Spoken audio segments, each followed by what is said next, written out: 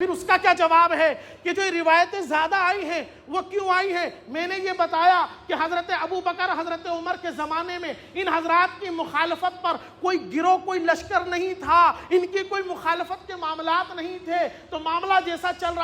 رہا تھا لیکن جب حضرت علی رضی اللہ تعالیٰ عنہ کا زمانہ آیا تو باقاعدہ خارجی فرقہ پورا کا پورا ایک گروہ حضرت علی کی مخالفت پر اتر آیا۔ ان کا سونا، ان کا بیٹھنا، ان کا جاگنا تبھی ہوتا تھا جب وہ حضرت علی پر لعنت کر لیا کرتے تھے، جب وہ حضرت علی رضی اللہ تعالی عنہ کو برا بول لیا کرتے تھے، جہاں جاتے علی کے خلاف، جہاں بیٹھتے علی کے خلاف، جس سے ملتے علی کے خلاف بولتے جب یہ معاملات ہوئے۔ احمد بن حنبل مسند امام احمد میں ارشاد فرماتے ہیں خارجی مخالفت میں بولتے تھے، پھر صحابہ کرام نے محاذ سنبھالا،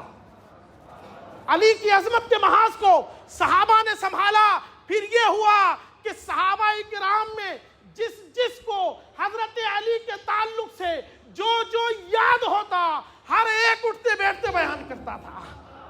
جس کو جو یاد ہوتا بیان کرتا، سوچ کے بیان کرتا کہ فلاں واقعے میں کیا کیا ہوا تھا، وہاں علی کے بارے میں رسول اللہ نے کیا فرمایا تھا۔ تو صحابہ نے ان خارجیوں کے مقابلے میں آ کر محاذ سنبھالا، خارجی خلاف میں بولتے تھے اور صحابہ دنوں رات وہی بیان کرتے تھے جو رسول اللہ سے انہوں نے سنا تھا۔ تو جب صحابہ نے کثرت سے بیان کرنا شروع کیا اور باقاعدہ مقصد ہی یہی ہو گیا کہ اب علی کی فضیلت میں جتنی چیزیں نظر سے گزری ہیں ہر ایک کو بیان کیا جائے گا، جتنی چیزیں کانوں سے صحابہ سے سنی ہے ہر ایک کو بیان کیا جائے گا۔ تو صدیق اکبر کے زمانے میں، فاروق اعظم کے زمانے میں، ان حضرات کے زمانے میں ان کی مخالفت نہیں ہوئی تو ان کے بارے میں زیادہ بیان کرنے کی ضرورت نہیں پڑی۔ لیکن جب مولا کائنات کے خلاف خارجیوں نے محاذ کھولا تو صحابہ نے اپنے عشق و محبت کا پٹارا کھول دیا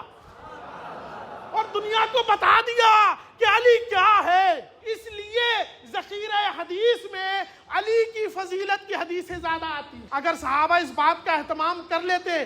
اگر صدیق اکبر کے زمانے میں مخالف پیدا ہو جاتے اور گروہ تیار ہو جاتا اور جواب دینا ہوتا تو پھر صحابہ بتاتے۔ اچھا ایک مثال اور بھی سن لیجئے، حضرت بلال، ان کی فضیلت میں دو چار چیزیں سنی ہوں گی، لیکن اگر آج کوئی بدبخت حضرت بلال کے خلاف محاذ قائم کر دے پھر علماء ذخیرہ حدیث کو کھنگالیں گے، پھر بیان کریں گے، پھر دکھائیں گے، پھر چاروں طرف بلال ہی بلال سنائی دیں گے۔